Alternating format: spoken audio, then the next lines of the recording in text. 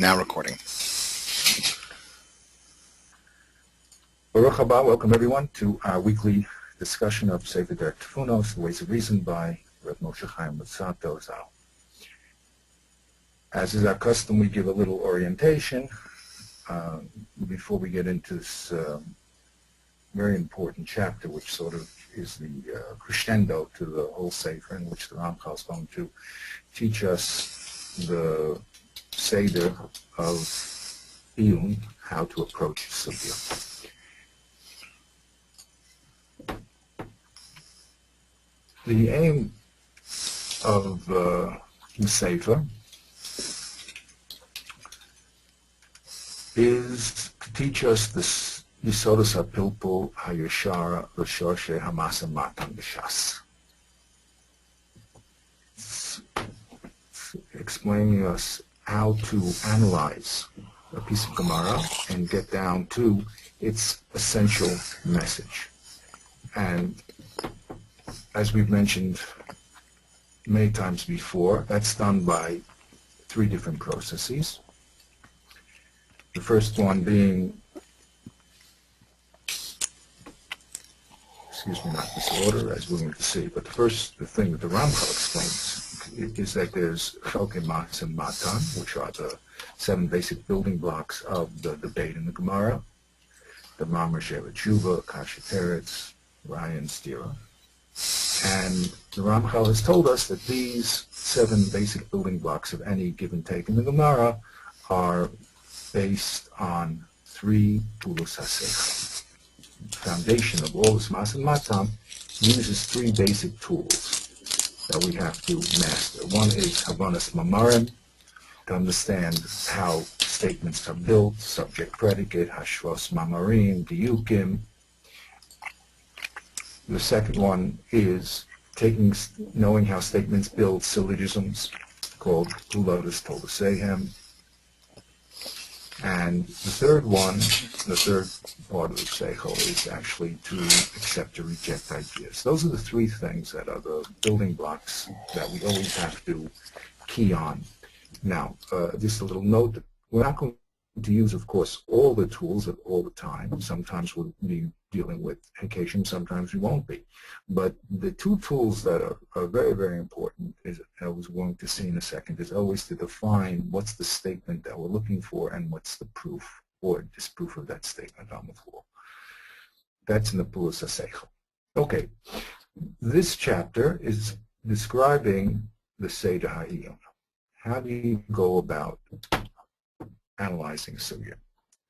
And the first thing that the Ramchal brought to our attention is that we have to understand the lashon of the Mechaber and the Derech Garasa, which means how the person who is speaking is presenting his information. Not everybody speaks in a literal way, telling you their statement and their proofs. Some people will speak rhetorically, some people will speak at length, some people will speak in a very abbreviated fashion. So whatever is being said, the Ramchal tells us, you have to strip away the manner of speaking and get down to the subject that's being spoken about and what's being said about that subject. That is the most important beginning move of any analyzation of any subject. When you read something, you have to strip away the rhetoric, you have to get to the essential message. What is it speaking about? What does the no say? And what is the nisu? How is it saying what it's saying? After you understand that, then you do the second Pulos HaSeichel, which is understanding the tachlis, which means what is that statement doing here? And here's where the Chelkei Matzah Matan is. Is it a memra? Is it a question, answer? Is it a stira? What's the function of the statement? And finally, you have to spell out how that function is being accomplished. If it's a proof, you have to know that there's a statement, and then you have to say, what type of proof is it? Is it a proof through Teva? Is it a proof through Hekesh? And spell out all the steps in the proof. Last week, we were discussing step number 5.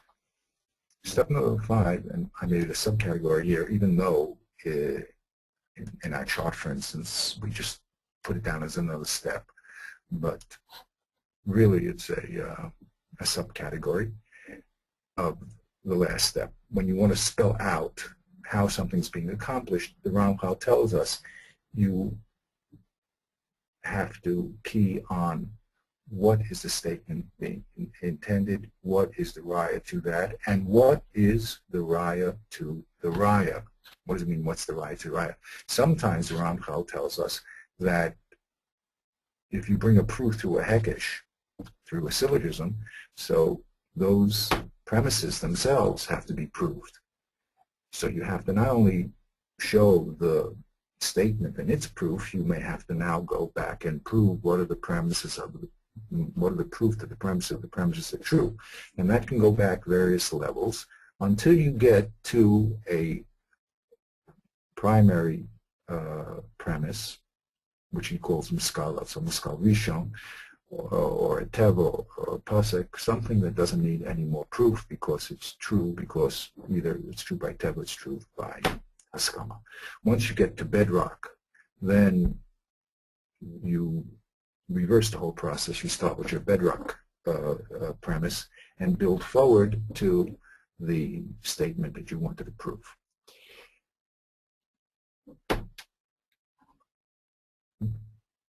Today, we're going to discuss more notes that the Ramchal tells us to do. Not only do we have to check all the premises and their rise all the way back, we have to make distinctions between a statement and its explanation to know that that's not another move in the Gemara. Sometimes the Gemara will bring a statement, explain itself. One has to be careful to label that as an explanation and not a new move. Then we have to go through a check and see if our premises are being used in the same sense and they're not being used synonymously, or statements that are being used in our proof are not being used in a synonymous sense. Okay, that's these two steps, 7 and 8 here, which we'll be discussing.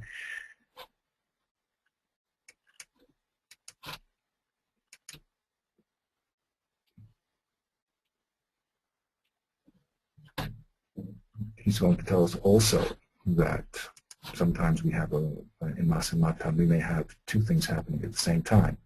You can have a kasha that's being said by another person, so it's a Haggadah and a kasha together, so that's also going to have to be determined. And after we've done our whole setup from the basic premises all the way down to the statement that we want to prove, of course we're going to have to go over it and make sure there's no mistakes being made in logic. After that, we do a second check, and if everything is okay, fine. If we see that something doesn't fit logically in the sugya, then we're going to have to go back and work to find the teretz of how that step does make sense. So that's the basic setup of what we're going to be doing today. Let's go into our actual chapter.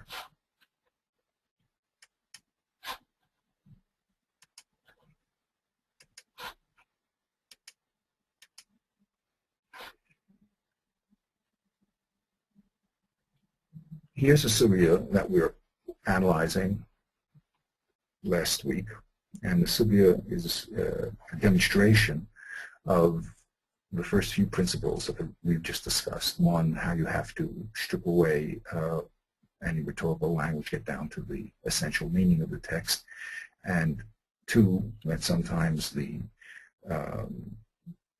Chelkei Masa Matan, in this case the kasha, may have many premises that have to be proved. And three, we have to distinguish between a text and its elucidation or its explanation. So as a review, let's just quickly put our mind back in this Gemara.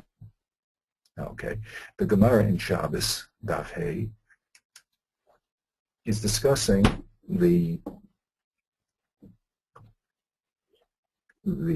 commandment of not carrying on Shabbos. You know, that's the beginning Mishnah. Moshe Rabbeinu, actually in the Chumash, says, Al Yitzeh Ish don't go out of your place, he blows the shofar, tells her to come out to Karen Shabbos, and the Mishnah talks about a person inside a private area extending his hand into a public area and lifting up an object in his private rishus, extending his hand out to public rishus and putting it into that public rishus. So it's generally known as an akira, lifting up, a hanacha, putting down in a different rishus. The Gemara then wants to investigate a variation on that case, and that is a case of going from a private area to a public area through what's called a makom patur. Makom patur means that if you put down the object in this intermediate area, you would have been, and then picked it up again, take it to the public area, you would have been patur. So does that intervening area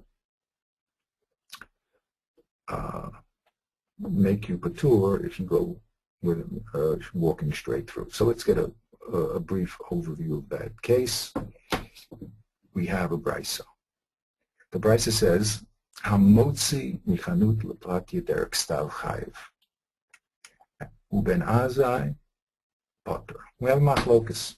We have going from a private area, the chanut, to the platya, which is the public area, the road, and we're going to do it through this area called the stab, which is where the sokrim sit and sell their items. It's not a private area because it's not enclosed, and it's not a public area because you don't have the requirements of a public area. You don't have enough people traveling through it or the width required to make it a public area.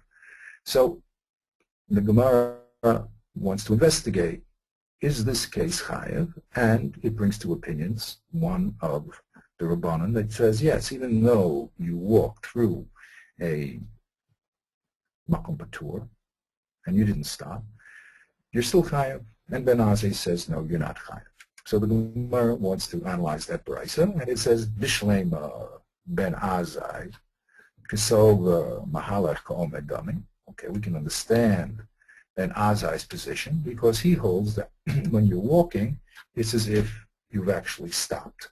So when you went from the store to the public road, through this makom patur, it's as if you stopped in the Carmelis, picked up the object again, and went out. So we understand why he holds patur. Our investigation is going to be the Rabbanon. Rabbanan nehi nami b'kesofa mahalach lav kol medamim. Even if you say the Rabbanan hold that walking is not like standing. Of course, if they hold walking is standing, it'd be terrible kasha. But let's say they don't hold walking is like standing. So you really never stopped and did a hanacha in the Carmelis, in this middle green area. You never stopped. You went straight through. Boom. But even if you go straight through, we have a kasha. And this is the kasha, Heicha eshkachna kahai gavna b'chayev. The Gemara says, where do we find such a case is chayev? Now, that's the question we investigated last week. And the Ramchal told us that you're supposed to take this question, which is really a rhetorical question. You're supposed to analyze what is the statement that we want and how do we get there.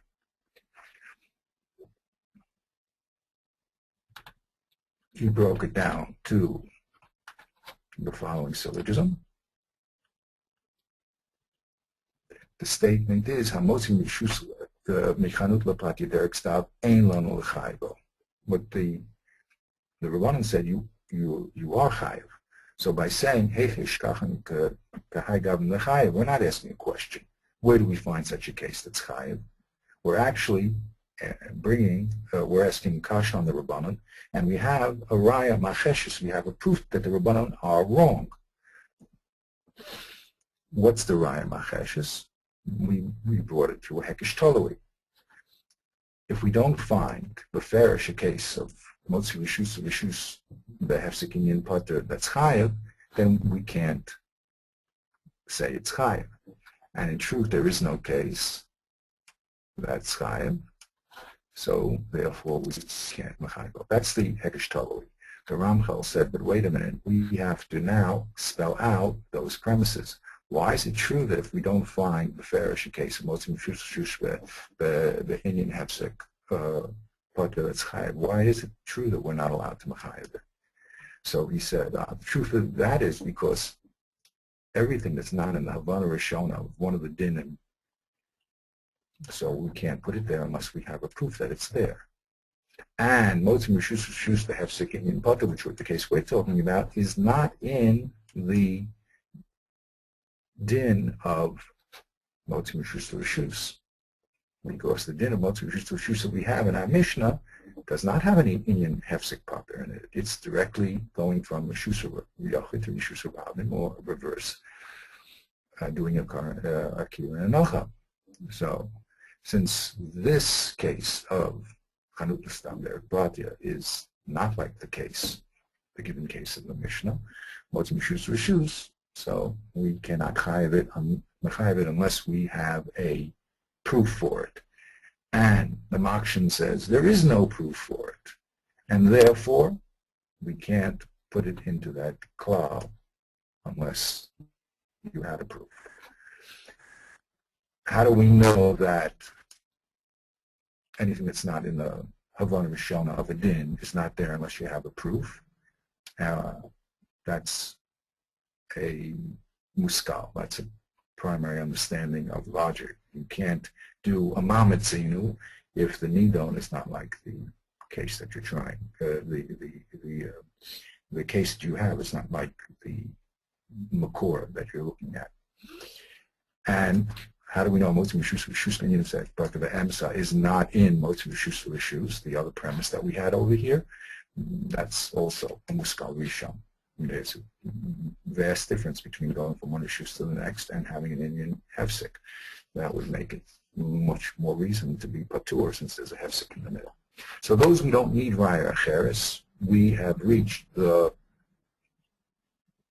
bottom bedrock. Okay. So that's how he analyzed the Mishnah, with that line, in the Gemara that says, "Hey,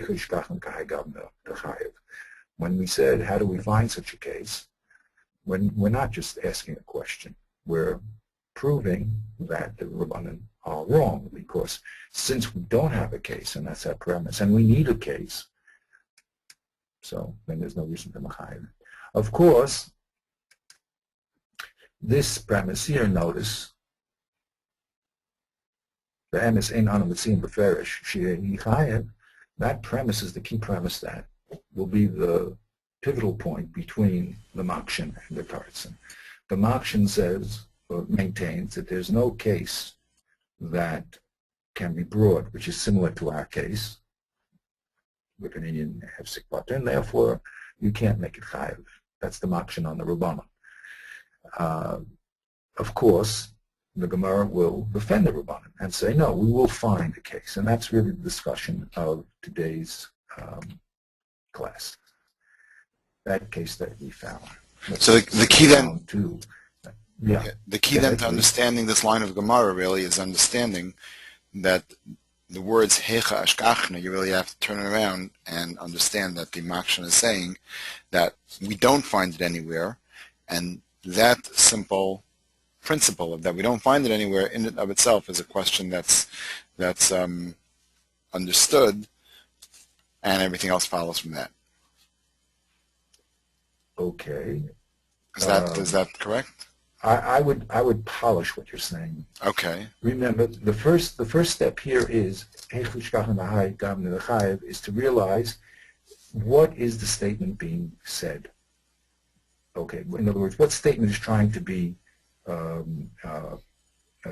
proved here by that statement? Okay. And the statement is this statement. They're really saying the opposite of the Rabbanan, or which is Ben Ada's opinion, that the Motzim Chanut L'Bati Derek Stav Ein Lan L'Chayvo. That's the first thing that you're supposed to say. This is a rhetorical question, but what is it really saying in the context of our Masan Matan? What it's saying is that Motzim Chanut L'Bati Derek Stav Ein Lan L'Chayvo. That's the Derek Yishar of the statement. That's what we're going to end up having to prove by our statement, okay? But where is it? That's the statement. Now, what is it doing in the Masamata? What is that statement doing? It's a kasha on the Rabbanan, correct? So first thing, the Rabbanan say the opposite of that statement. So this is a direct contradiction to what the Rabbanan is saying. So the second thing that the Ramchal tells us to do is to explain how that kasha works. And that's why he spells out the syllogism. Okay, are you with me? Yes. Yeah. That's the key point here. And that's why I broke up the chart this way. First, you have to understand the Lashon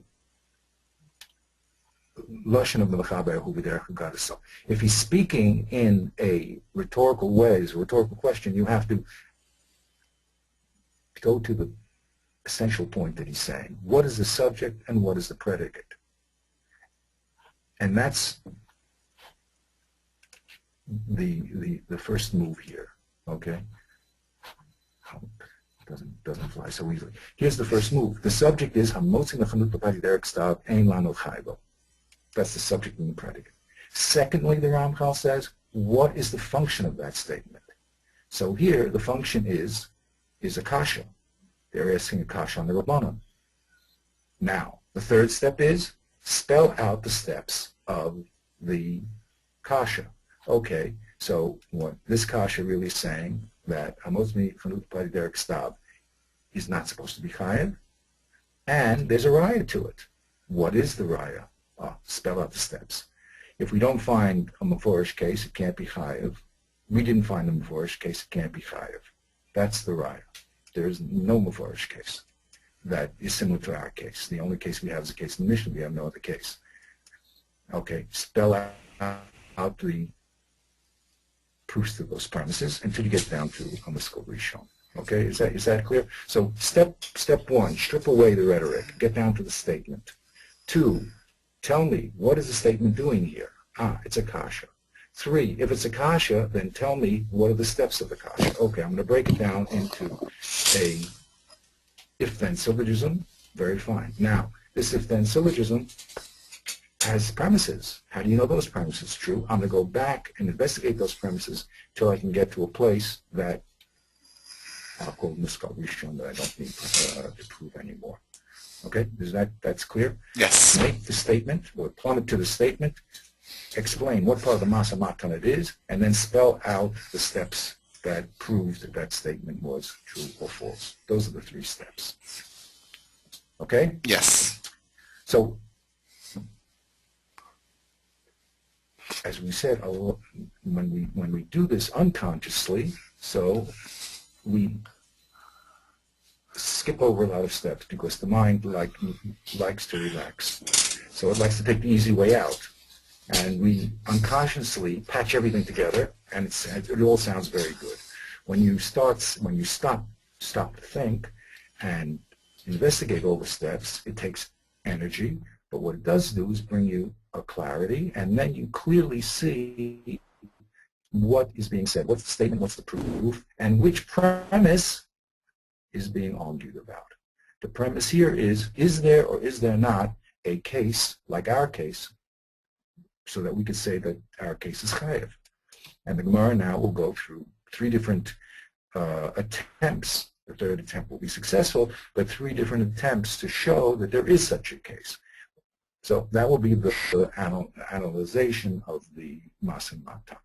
Now, here, he warned us also, he brought to our mind that you have to make a distinction sometimes between what the text says, what's the function of the text. Is it the Sheva or the Chu or the Kasha, the Teretz Raya, and sometimes the next stage of the Gemara is just the Biur. So let's get to that next step. After the Gemara brings this Raya Macheshes to Rabbanon that says there's no case that's similar to our case, and therefore our case should be Pater and not Chayav. The Gemara says a teretz. What does it say? Midi dahavi amar v'chayfetz b'rishus harabim.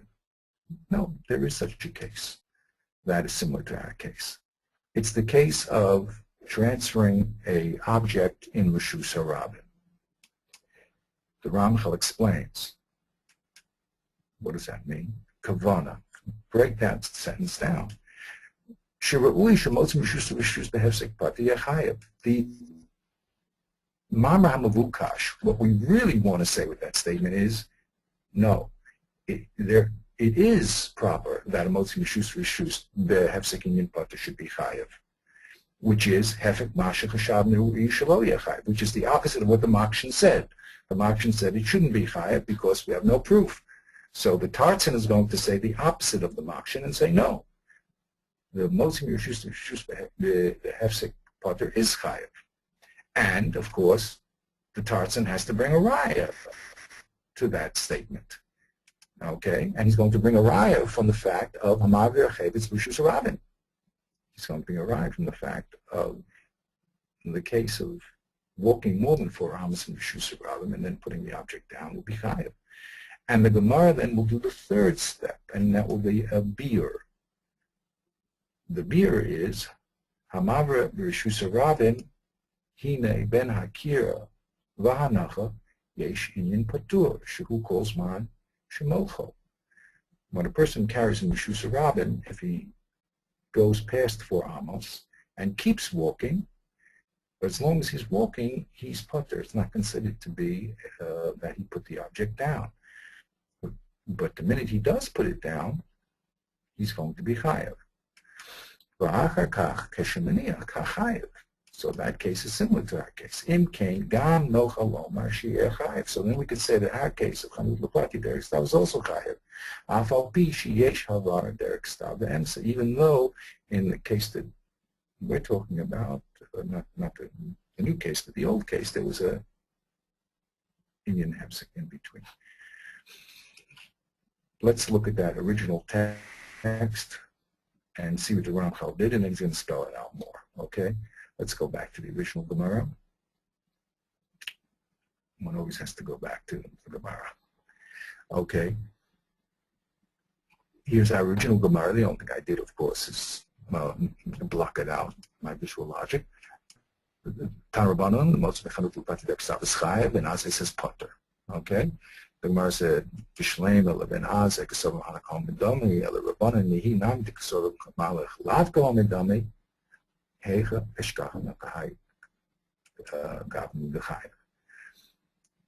If we hold that walking is not stopping, so that when we went from the private area to the public area, there was this makom patur in the middle. Hey, wait a minute. We don't have such a case like this. Our case in the Mishnah, as we mentioned, is without the makom patur in the middle. He went straight. The person in the house put the object in the person standing outside. Directly, there was no hefsek in between. So we just analyzed all the steps that went into that raya macheshes. So the Gemara is mitaretz, okay, and it says no, the opposite of our statement. It says the following: Omer Rav Safra, Omer Rav Ami, Omer Rav Yochanan, midi dahavi amaver chayvitz b'rishus harabim. Hasam naval gav become the naket leva azal potter ki manach lechayev hachinami lo shmo. So the Ramchal now investigates these two statements, this one in green and the next one in black. We explained that this is a teretz, which is saying, no, our case should be chayev. And then the Ramchal is going to say the next line of the Gemara is a biur. It's not a new step. It's just an explanation of how we made the comparison between moving Rishus Harabim after 4 amos to our case. Okay, so the Ramchal is going to tell us in this 2 statements, okay, we have a teretz, which is saying that moving from the Chanut L'Plati Derek Stav should be chayev, and we have a raya from moving more than 4 amos in Rishus Harabim, and then we show that these 2 cases are similar. Okay. Let's go back and see how the Ramchal analyzes that or warns us that to make a distinction between the statement and its elucidation or its beer. This is an interesting Gemara itself to do because, as we said, the Gemara is going to then remove this teretz and go on to bring two other proofs. Okay, the Ramchal says like that. Nimsa sheyesh kan. In this teretz, we have a mamar. Remember, we always have to say what is the statement that we are trying to prove. We have a raya, and then we have a beer of the raya. We have three steps, all in this statement. Let's see how the Rambam tells it now. What's the mama? The mama is shamotzi mishus rishus behefsik potter shehu chayav. That's the mama. That's the opposite of what the Makshan said. We want to prove the Rabbanan are correct. Correct. Now we bring a raya to the statement. The raya is mikoach dimyan. Remember, we're making a hekesh where we're comparing our case to another case. What is the dimyan? Spell it out. Hamotzi rishus to rishus hu doma lamavev rishus arabim. Our case of Moshe our case Hamotzi rishus to rishus with Indian hefsek butter is comparable to the case of carrying rishus arabim. Hamavev rishus arabim hu chayev af al pi sheyesh hefsek potter ben akira lahanacha im kain gam hamotzi rishus rishus, and I added in the hefsek potter hu chayev. Since the motzi rishus is doma to our case is doma to the case in rishus harabim, and here's the explanation. Hamav rishus harabim hu chayev. When we carry rishus harabim past 4 amos, as long as we keep walking, once we put it in, even though we're putters as long as we're walking, afal pishiyesh hefsek putter, all the time we're walking, ben akira nacha, we're still chayev. So since our case is doma to the case of walking rishus harabim, im kain gam hamotzi rishus, the rishus, the hefsek in your putter should be chayev. So again, the raya was through dimyan. Our case of chanut patati derek star is comparable to walking rishus harabim. Since walking rishus harabim is chayev, even though it's an Indian hefsek potter, so we have to be chayev. Now the Gemara now explains itself. Bir hagdama, that hamaver rishus harabim yeshbo hefsek potter ben akira lanacha. Where do we say in walking in rishus harabim that there's a makom patur? Bir shekol zman shehu mahalech hu potter.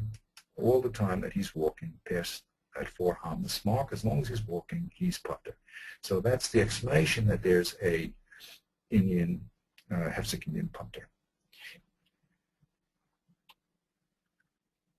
I hope that's very clear. Okay, let's just go back to our original case, just show what the Ramchal did there. So was a beer listed in one of the types of statements? Yes, that's right. Oh, yes. Very good. Excellent. Excellent. Excellent. If you remember, one of the types of statements is a parish. Okay? He doesn't say the word beer because a parish. Okay. So this really is a parish of the statement. He calls it a beer. Interesting, he switched the word, but what you wanted to say was that the important point here is that it's not a new step and an explanatory step, which is a parish. Excellent. Okay, so here's our Gemara. How do we find that it's chayiv? Here's the separate statement, and midi dahavi. Here's the proof. Our case is like midi dahavi ma'aber chevis b'rishus harabim. That's the proof. What's the beer of the proof? How do we spell out the how the case of moving rishus harabim really does have an Indian hefsek? Hasam matal gab the common naked leiva azal potter kimanach lechayev. That's the beer of how is it that the case of moving a rishus chevis and rishus harabim is like our case, because as long as we're walking, we're potter, so it has an Indian hefsek in the middle. It's potter. The proof was not clear again, had to be spelled out by the Gemara, because walking rishus harabim after 4 Amos is Yochai, there is no Lachar, no Indian Hefsik Pater. So the Gemara had to spell out what the Dimin was, and it said, hey, as long as you're walking after 4 Amos, you're Pater. So our case is like that case, because even though you were Pater after 4 Amos, as long as you kept walking and you put it down your Chayav, and that's a similarity to our case. Okay? Is that clear? So the Ramchal just said over here, in your analysis, you have to check every line of the Gemara and make sure of its function, okay? And the beer is really just an elaboration. A parish, as you said, as you asked and I answered, it's really a parish of the statement before. It's telling you how you got to that comparison, okay? So the Ramchal himself says, at this point, let's get back down to the page. As I said many times before, you have to read over the Ramchal. It's all very straightforward. It just takes a few readings to get it really clear. Okay, so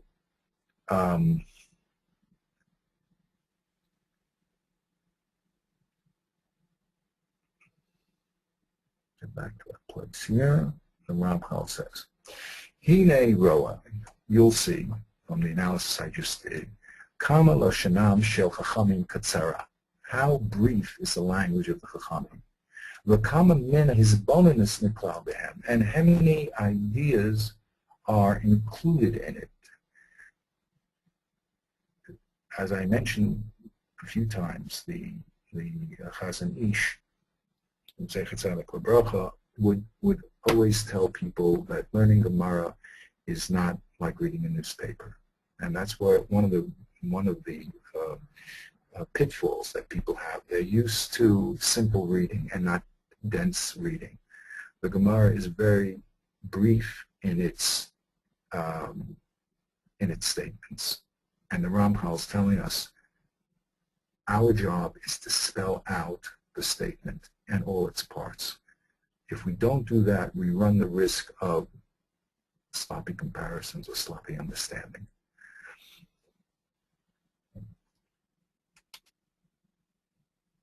I read another article recently also called it dense reading.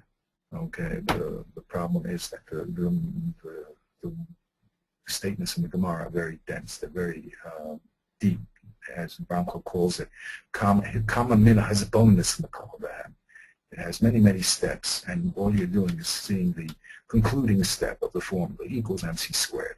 And you must fill out all the steps that got to there, and then get to the pivotal point, at which is the critical step that they're arguing about, as in this case. Is there a comparison, or is there not a comparison to this case? Everybody agrees that our case needs a proof. Without that proof, we can't say it's Chayav.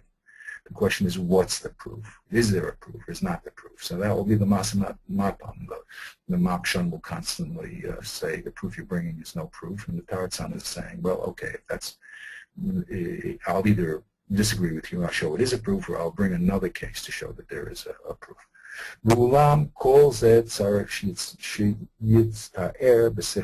All this you have to picture in your mind, the Ramchal says, from the koach of the language being used. It's another important little expression. Everything comes to us through the language of the Gemara. And we have to read the language very, very carefully and be medayek on the language, and then fill out all the steps. Ki'im ketzas mizeh yahader mitzvirecha, the Ramchal says, if a little bit of this spelling out of all the steps is left out from your conceptual understanding, hine lo tzayarta ma shekivnu hem lomar. You have not pictured in your mind what the Chachamim want to tell you. A very important little statement. Without this, you have not gotten the complete message. You've gotten a fuzzy message. That's the Torah. That's the soul of this book. Clear understanding. Umash, now the Ramchal goes on. with some other steps that one has to be cautioned about in order to make sure that your understanding is real and not imaginary. What you also have to think about, you have to recognize if they're synonymous terms. That means terms that sound alike but really are different. Okay, those people that know grammar understand what that means, but basically it means a synonymous term. He's going to give some examples where the same word can mean different things. Like once in his book Sevigon, he says tokeo can mean to blow a shofar, and tokeo can mean to blow on a peg and stick it into the ground. So, of course, in your setup of Hekashim, you have to make sure that you're not using terms that appear to be alike but are not really alike. That's called in the Amerikansky world, in the logic world, it's called the fallacy of the middle premise. That means the hekesh that ties the two statements together is only as strong as the common term that puts them together. Okay, if I say that all men have legs and Ruvain is a man, so it has to be that the term men are being used in the same sense and not in different senses. So that's called synonymous terms.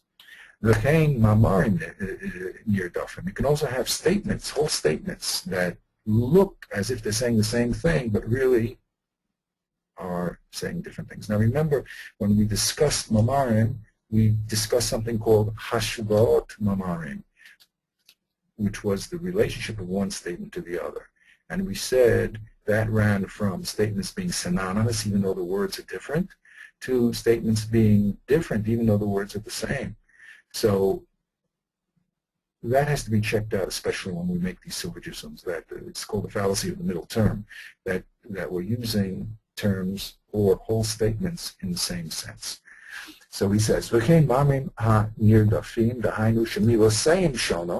statements that their words can be different. Sometimes the words are different, but the statements really say the same thing. So you have to be very, very, very careful, not only that the statements are look to be similar and they're not, or sometimes statements are different and really are saying the same thing. So you can create a kasha because what you think are two unrelated statements are saying the same thing and they're saying the opposite thing. Kihine, yikar l'famim, sometimes it does happen. She'yiyu shnei mamarim sosrim zeh et zeh. Sometimes you'll find two statements contradict each other, or actually prove each other, and you won't be able to sense it. Your seichel doesn't cop it in the beginning of its reading. Because different words are being used, so you don't realize that these two statements contradict because they're using different words, but they're really saying the same thing, and that you can only plummet if you think about it. Or you don't think that one thing is really a raya to another because they're talking about different cases, and you say, well, what's the connection between these two cases? Like we had, what's the connection between Walking Rishus Rabin and our case of Chanut Laplatia? But then when you plummet to the essential meaning, you'll see, wait a minute, both of these cases are going from Rishus Yaakov Rabin through an Inyan Hefsek Pater. So that requires, again, deep thought in order either to bring a kasha, two statements are contradictory, or stira, or a proof. Because your seichel didn't hop the fact that they're the same because they're different words, or they're opposite because they're different words. So he says that's what he says here. He says, sometimes you'll find two statements are sosering each other, they're really contradicting, or they're actually proving each other. If they're soser, that means they're saying the opposite things. And if they're proving each other, they're saying the same things, right? But you don't hop that because lo yagish haseichel b'techilas bonus mipnei hiyos no same O inyanehem muskarim b'milashonos, because the words being used in the two statements are different. Afal pi shehem echad be'emes, even though the two statements are really saying the same thing. So you have to consider what the statements are really saying and strip away the language and get down to, are the two subjects similar or not? Sometimes, o sidrei milasayim mitchalfim, sometimes the manner that it's saying is different. The words are in different order. So you have the same words, but because they're said in a different way, let's say one is a diuk of another or something like that, but you don't chop that one is a diuk of another. So you miss the either the steer or the raya. Omnam keshistachal behem heitev v'yasig self kavanasam. Here's that key word. When you investigate them, histakel. When you investigate them carefully, you'll see that their real final intention of the statement, when you strip away all the rhetoric, yimsal hiyosem be'emes mityachsim zelazeh. You'll see that they really are saying the same thing or opposite things. Give a few examples. Okay, this is where the great minds get involved, where they'll take a case like this case. Would you ever have thought that going from the Chanut to the Plati Derek style is like walking the Shus Rabin? The two cases seem to be totally different. One is Yochid the Rabin, one is in the Rabin, but the mind of the Chacham plummets to the Sof Kavanah of the statement, and they say, wait a minute, in both these cases there's a Hefsekin in Pater, and that makes them similar. Okay, that'll be the basis of a debate. No one's saying no, but the fact that these two cases, which look to be totally different, actually are the same, took a histaklus, a investigation of the Chacham. That's where the learning, one of the places where the learning becomes difficult, because we see what we see in front of us, and we're not involved in all the Gemaras where they are. And also, sometimes it's only from a diuk, an inference of some Gemara, that we see that there's a raya.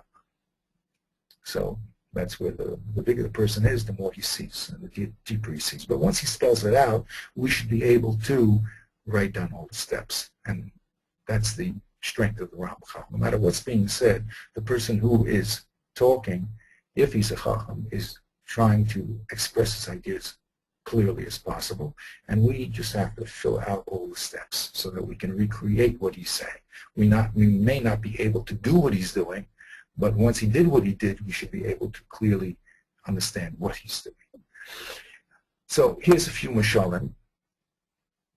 Im yomer echad kodshe mizbeach ein lahem pidyon, v'omer achter hakobanos yesh lahem pidyon, hine shnei mamarim hefchim badai.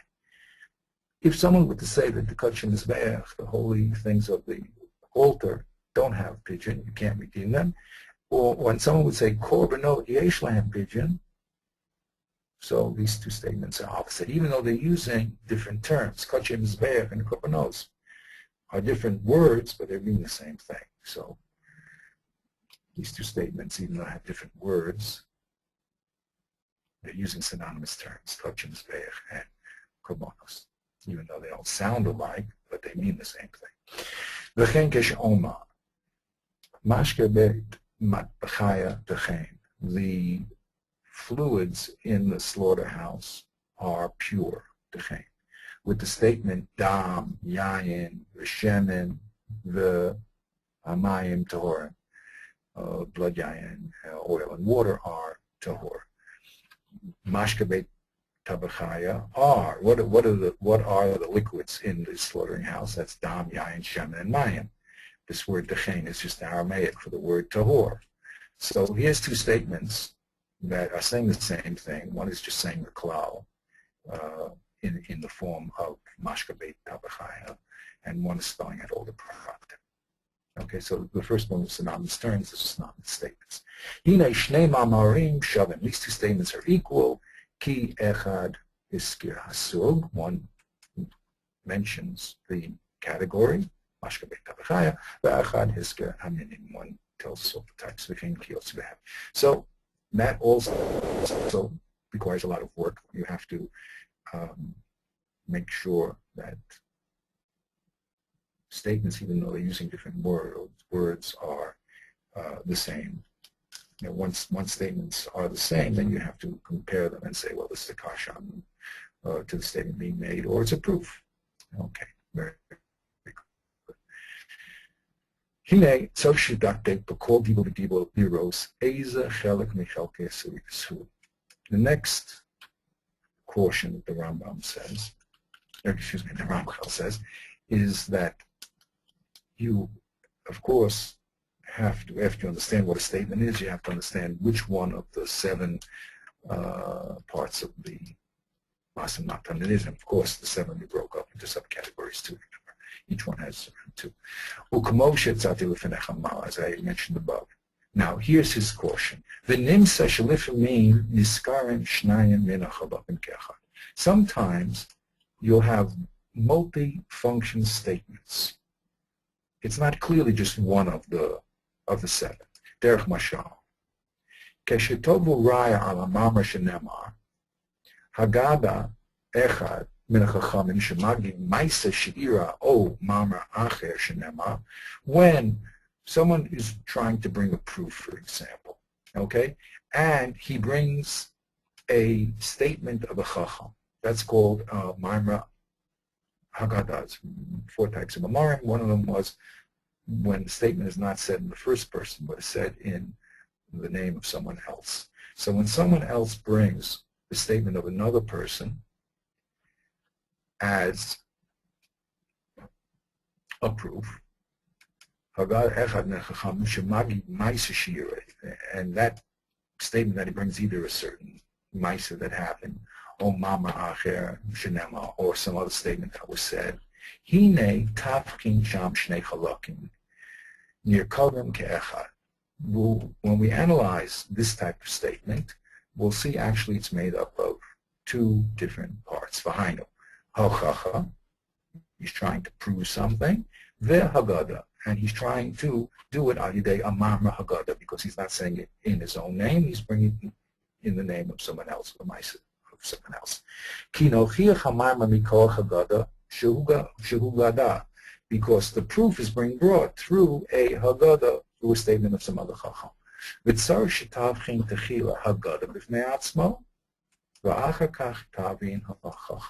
So what you have to do is understand the Haggadah. If it's a Maisa, for instance, you have to analyze the Maisa. And then you have to analyze how this Maisa is being brought as a proof. So you have to break down the 2 functions into its part and analyze each one individually. Perish. What does it mean? You have to tafchin Haggadah, you have to see how the Haggadah is bringing a proof. Perish. You have to say, wait a minute, now I understand what the Haggadah is, like the Maisa that happened, but since it's brought as a proof, I have to now spell out what is it in this Maisa actually that is a proof to our statement. Now, he says, you can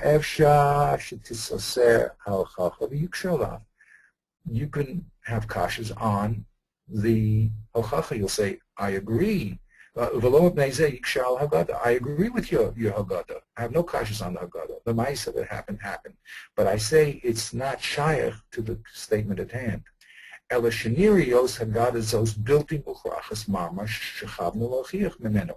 the Maisa, I agree with you. It's exactly what happened. But it's no proof to what we're trying to bring.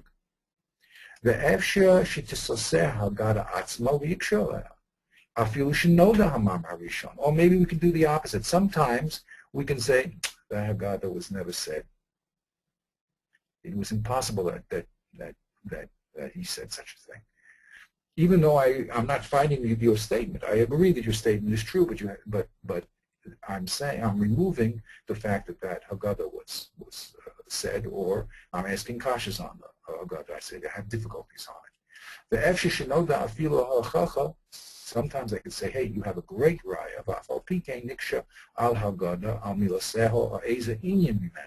Well, the third possibility is I could say, you have a great proof, but even though I understand the Haggadah and your proof, I have some problems with Haggadah. Now, I'm not going to remove the Haggadah, but I want for you to explain a few different problems that I have with Haggadah. I agree.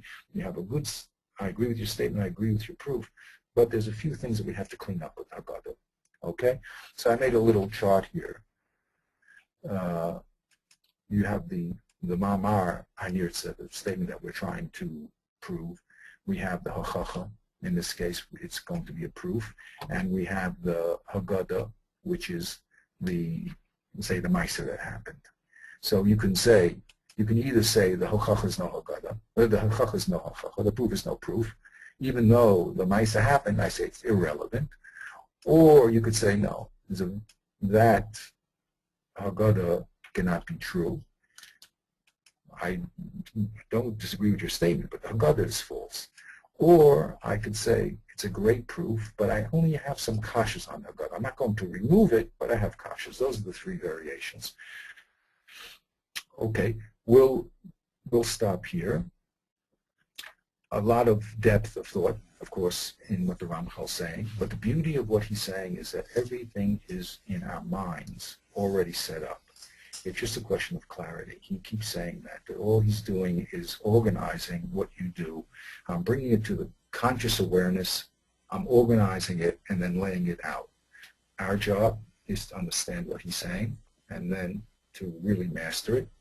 And once we've mastered it and we've applied it, we've really gotten, in the words of the Ramchal himself, to the self-kavanah, the real intent of what's being said in front of us.